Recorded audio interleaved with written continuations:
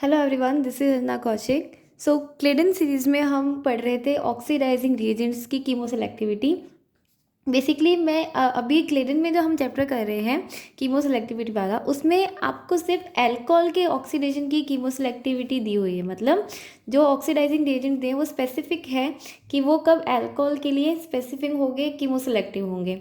But otherwise reagents का पूरा एक वाइल्ड होता है कि अब ज़रूरी थोड़ी है कि जैसे कि हम MnO2 पढ़ रहे हैं तो MnO2 के और भी यूज़ होते हैं, ठीक है। तो वो सब मैं अपन अलग से एक रिएजेंट सीरीज में करेंगे, एक एक रिएजेंट को, ऑक्सीडाइजिंग एंड रिड्यूसिंग रिएजेंट को।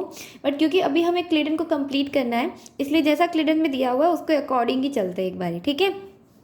तो ये पार्ट सेकंड है। इससे पहले मैंने पार्ट फर्स्ट बनाया था जिसमें मैं अपन ने कुछ 4-5 एजेंट्स को डिस्कस किया था, PCC और PDC एक्सेट्रा। तो उनका लिंक आपको यहाँ पे मिल जाएगा, आप जाके चेकआउट कर सकते हो। Next is MnO2। So basically देखो, MnO2 is it's an specific oxidising reagent for the benzylic alcohol. अगर आपके मॉलिक्यूल में 1 डिग्री, 2 डिग्री एंड बेंजाइलिक तीनों तरह के अल्कोहल प्रेजेंट है, तो MnO2 किसको सिलेक्टिवली ऑक्सीडाइज करेगा? बेंजाइलिक अल्कोहल को ऑक्सीडाइज करेगा। यही इसकी बेसिक कीमो सिलेक्टिविटी है, ठीक है, कि वो किसको प्रीफर करता है। और रिएक्शन माइल्ड कंडीशन पे हो जाती है। सॉल्वेंट हम नॉर्मल सॉल्वेंट लेते हैं, वाटर, एसीटोन, DMF या CH2Cl2। अब देखो, कई बार क्या होता है, आपको डायरेक्ट MnO2 नहीं दिया होता, कई बार आपको सिर्फ ऐसे दिया होता है MnSO4.4H2O with KMnO4 in aqueous NaOH। तो this is a preparation method for preparing MnO2 as a reagent. So also आपको इसका प्रिपरेशन मेथड पता होना चाहिए कि how we will prepare the MnO2 reagent. Magnesium sulphate को KMnO4 और NaOH के साथ में रिएक्ट करवाने पे आपको MnO2 फॉर्म होता है। अब देखो, मैं इसके आपको 2 एग्जाम्पल करवा रही हूँ। अभी हम 1-2 एग्जाम्पल ही कर रहे हैं, मैं आपको कैप्सूल कोर्स में इससे रिलेटेड क्वेश्चंस दे दूँगी, तो वहाँ पे हमारा उसका मगअप रिवीजन हो जाएगा, ठीक है। यहाँ पे हम सिर्फ एक बार रिएजेंट्स पढ़ रहे हैं कि कौन कौन से होते हैं। जैसे कि देखो, ये अल्कोहल कैसा है? बेंजाइलिक अल्कोहल है। तो बेंजाइलिक अल्कोहल को ये किस में कन्वर्ट करेगा? एल्डिहाइड में कन्वर्ट करेगा। सेकेंड जो आपका मॉलिक्यूल है, अगर इसमें आप देखोगे तो 2 अल्कोहल है। एक वन इज डबल बॉन्ड के, देखो बेंजाइलिक या एलाइलिक अल्कोहल क्या होते हैं? जो डबल बॉन्ड से एक कार्बन छोड़ के जो जब OH लगा होता है उसको हम बोलते हैं एलाइलिक अल्कोहल। और यही अगर रिंग में होता है तो उसे हम बोलते हैं बेंजाइलिक अल्कोहल, ठीक है। तो यहाँ पे आपको, अगर आप देखोगे कि यहाँ पे कौन से अल्कोहल का ऑक्सीडेशन होगा, तो देखो जो ये अल्कोहल है ये जंक्शन पे है, ठीक है। अगर आप इसको एल्डिहाइड में, इसका ऑक्सीडेशन पॉसिबल नहीं होगा। सिर्फ ये जो साइड में एलाइलिक अल्कोहल है, सिर्फ इसी का ऑक्सीडेशन यहाँ पे पॉसिबल होगा।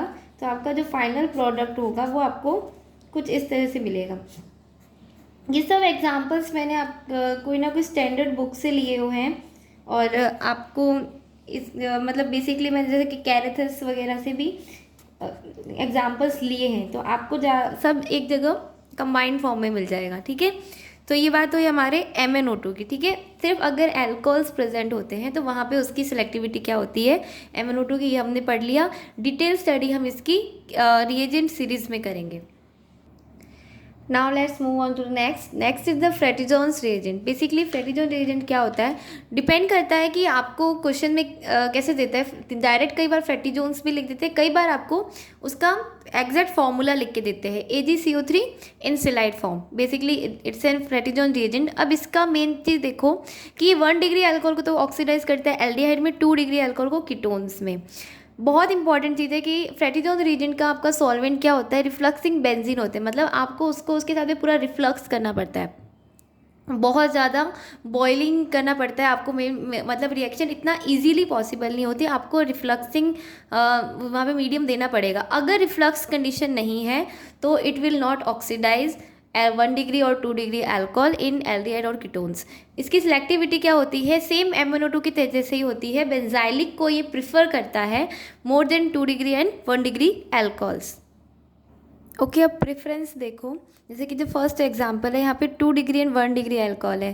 तो जैसे मैंने अभी बताया कि अगर बेंजाइलिक होता या एलाइलिक होता तो ये उसको प्रेफर करता, पर यहाँ पे 2 डिग्री और 1 डिग्री का ऑप्शन है, इसलिए this will oxidise only 2 degree alcohol in ketone and 1 degree alcohol को एज इट इज़ छोड़ देगा। ठीक है, मेनली हम यही देख रहे हैं कि अगर दोनों पॉसिबिलिटीज़ हो तो वो किसको प्रेफरेंस देगा। ठीक है, सेकेंड एग्जाम्पल में देखो यहाँ पे बाकी तो सब ग्रुप्स अदर लगे हुए हैं, बट यहाँ पे आपको दिख रहा होगा कि ये एलाइलिक अल्कोहल है, तो एलाइलिक अल्कोहल को किस में कन्वर्ट कर देगा, ये कीटोन में कन्वर्ट कर देगा। तो जो आपका फाइनल प्रोडक्ट होगा उसमें यहाँ पे क्या आ जाएगा, कीटोन आ जाएगा।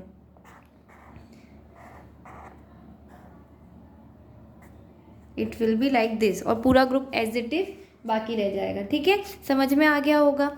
एक और एग्जाम्पल देखो, एक और नेक्स्ट एग्जाम्पल में क्या है, दो आपके 1 डिग्री अल्कोहल्स लगे हुए। ठीक है, तो ये दोनों को एक एक करके ऑक्सीडाइज करेगा। कभी भी ऑक्सीडेशन दोनों का साथ में नहीं होगा, एक के बाद में एक का होगा। तो जब देखो अब यहाँ पे जब फर्स्ट वाले का ऑक्सीडेशन होगा और तो फिर यहाँ पे क्या हो जाएगा, double bond O ketone form हो जाएगा, और फिर यहाँ पे इस जो OH के इलेक्ट्रॉन्स है वो क्या यहाँ पे फॉर्म कर सकते हैं, लैक्टेनाइजेशन कर सकते हैं। ये हम रिएक्शन पहले पढ़ चुके हैं। तो कई बार क्या होता है कि अगर दोनों इस तरह से पोजीशन पे होते हैं तो वहाँ पे लैक्टेनाइजेशन भी हो जाता है और आपका लैक्टोन फॉर्म हो जाता है।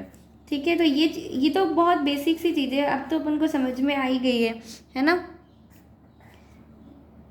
तो डिपेंड करता है, बस इतना ध्यान रखना कि दोनों का एक साथ में कभी भी ऑक्सीडेशन नहीं होगा, और ये जो कंपाउंड बनेगा वो मतलब वो क्या बनेगा, इन द प्लेन बनेगा। ऐसा नहीं होगा, ऑब्वियस है ना कि दोनों एक प्लेन में ही है और लैक्टेनाइजेशन एक ही प्लेन में होगा। ठीक है, तो कई बार सिर्फ हाइड्रोजन्स की पोजीशन को चेंज करके कंफ्यूज कर देते हैं, तो कंफ्यूज मत होना, अपने सिंपल से कंसेप्ट को लेके चलना है।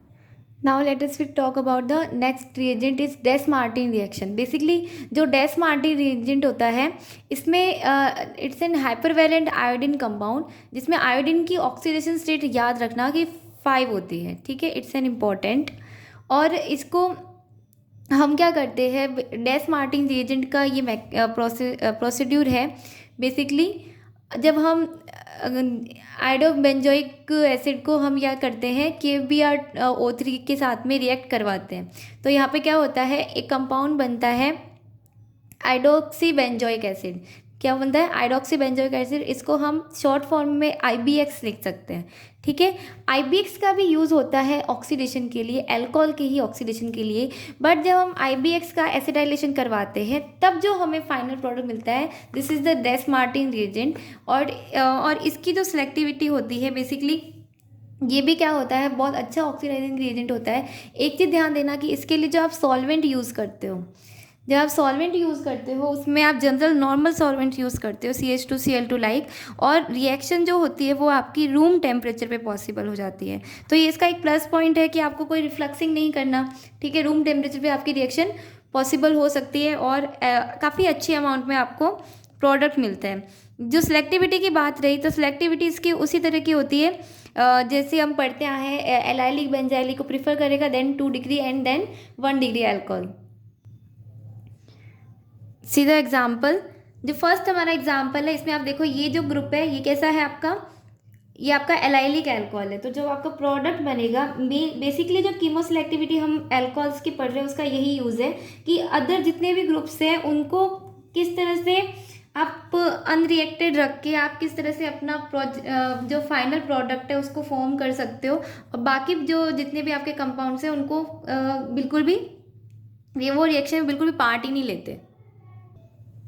तो यहाँ पे हमें क्या मिल जाएगा, CHO और यहाँ पे OMe, exact, this will be your final product.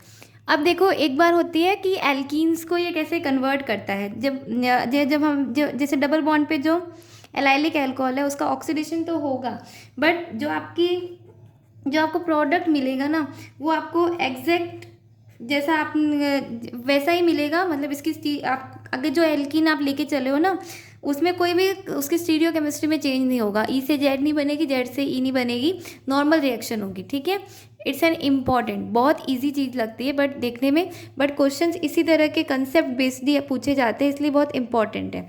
Next चीज़ देखो यहाँ पे, नेक्स्ट हम बात कर रहे हैं IBX की। अभी मैंने आपको बताया कि जो सेकंड हमारा कंपाउंड बनता है वो IBX होता है। IBX भी आपका क्या होता है, जो ऑर्गेनिक सॉल्वेंट्स होते हैं उनमें डिज़ोल्व नहीं होता है, इसलिए अगर हम इनको DMSO जैसे ऑर्गेनिक सॉल्वेंट्स के साथ में यूज़ करते हैं तो it can also oxidise the alcohols. तो इसकी भी ऑक्सीडेशन रिएक्शन आपको देखने को मिल सकती है। ये कैसे मिलेगा, NH डबल बॉन्ड एंड ये CHO, ठीक है, आपका अल्कोहल कन्वर्ट हो गया CHO में। तो IBX भी DMS तो जैसे ऑर्गेनिक सॉल्वेंट्स में क्या देता है, ऑक्सीडेशन रिएक्शन देता है। The next reagent is TPAP। Basically अभी तक हमने कितने रिएजेंट पढ़े, 3 पढ़े, ठीक है, ये 4th रिएजेंट है। It's an tetra n propyl ammonium perruthenate. और ये जो रिएजेंट होता है ये कैटालाइटिकली यूज़ होता है। बेसिकली इससे पहले हमने PCC वगैरह पढ़े थे, ठीक है, तो PCC वगैरह में क्या होता है, उनको हम कैटालाइटिकली यूज़ नहीं कर सकते थे। हाँ, TPAP को हम यूज़ कर सकते हैं एज अ कैटालाइज। इसमें क्या होता है, कोई भी वो टॉक्सिक रिएजेंट फॉर्म नहीं होता है, ठीक है। जो TPAP होता है उसका वो रिएजेंट कुछ इस तरह का होता है, इसकी structure tetra n propyl ammonium ruthenate, ठीक है। अब और इसके अंदर हम एक यूज़ करते हैं, एक ऑक्सीडेंट इसके साथ में होता है, क्योंकि जब ये रिएक्शन होती है तो जो आपका रुथेनियम होता है उसको उसकी 4th ऑक्सीडेशन स्टेट से उसको 6th ऑक्सीडेशन स्टेट में ऑक्सीडाइज करने के लिए हम एक ऑक्सीडेंट यूज़ करते हैं which is NMO, basically n methyl morpholine n oxide. तो ये बहुत इंपॉर्टेंट है कि आपका जो ऑक्सीडेंट होता है वो कौन सा यूज़ किया जाता है और वो इसको कौन सी ऑक्सीडेशन स्टेट में कन्वर्ट करेगा, ठीक है। ये चीज़ ध्यान रखना, इट्स वेरी इंपॉर्टेंट कि NMO का यूज़ क्या होता है, ठीक है, और इसकी कौन सी ऑक्सीजन स्टेट बनती है। सिंपल कई बार इस तरह से भी क्वेश्चंस पूछे जाते हैं, ठीक है। अब हमें इसके एग्जांपल देखते हैं। ओके, फॉर द एग्जांपल अगर आप देखोगे यहाँ पे तो ये जो THP एंड TBD DMS ये सब क्या है, ये सब प्रोटेक्टिंग ग्रुप है। अब नेक्स्ट वीडियो में हमारे सिर्फ प्रोटेक्टिंग ग्रुप बचे इस चैप्टर में, वो मैं आपको नेक्स्ट वीडियो में कराऊंगी। Protecting groups are also important और उनका डी प्रोटेक्शन आजकल काफ़ी ज़्यादा क्वेश्चंस आने लग गए हैं, क्योंकि ऑब्वियस है कि ना कि जो रेट्रोसिंथेसिस रिएक्शंस होती है उसमें आपके डी प्रोटेक्शन या प्रोटेक्टिंग ग्रुप्स का बहुत यूज़ होता है। अगर आप ऑर्गेनिक रिएक्शन पढ़ रहे हो तो आपको ये आने चाहिए।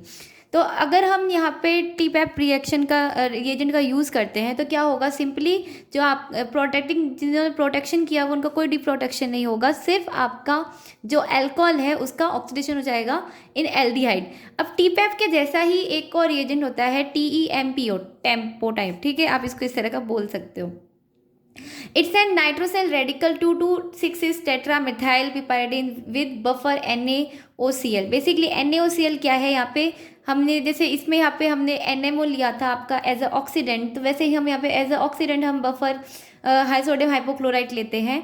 और टेम्पो की एक चीज़ ध्यान रखना कि इसकी जो सिलेक्टिविटी होती है वो बहुत स्पेशल है, कि it's an selective for 1 degree alcohols over the 2 degree alcohols. It's very important कि अभी तक हमने पढ़ा था कि प्रेफरेंस अपोजिट था, benzylic then 2 degree and then 1 degree, but TEMPO अगर आपको दे दिया है तो आपका 1 degree alcohol is more prefer compare to the 2 degree alcohols. Second most important thing is that कि यहाँ पे हम रेडिकल यूज़ करते हैं। इसका जो टेम्पो की स्ट्रक्चर होती है उसमें बेसिकली इट्स एन रेडिकल, और इसका जो हमारा कोऑक्सीडेंट यूज़ होता है उसके बाद में यहाँ पे एक एनाइन फॉर्म होता है। तो स्टार्टिंग जो आपका रिएजेंट है वो कैसा है, एक रेडिकल है। अब देखो जैसे टेम्पो का अगर हम एग्जाम्पल देखें तो सी दिस कंपाउंड, यहाँ पे आपको 2 तरह के अल्कोहल्स देखने को मिलेंगे, 2 डिग्री एंड 1 डिग्री। तो देखो 2 डिग्री अल्कोहल का ऑक्सीडेशन नहीं हुआ है, किसका हुआ है, 1 डिग्री अल्कोहल का ऑक्सीडेशन हुआ है। तो यहाँ पे इसकी कीमो सेलेक्टिविटी बहुत ज़्यादा इंपॉर्टेंट है, इट्स वेरी वेरी इंपॉर्टेंट।